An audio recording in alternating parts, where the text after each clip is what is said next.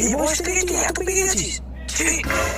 আরে সাধনার মানে প্রিন্সেসের কল। তুই না কতবার বলেছি, হ্যাঁ ইশারা কথা বলবি না, যা বলার মুখে বল, আর বাংলায় বলবি যা বলবি। হ্যাঁ আছে দিচ্ছি তারা।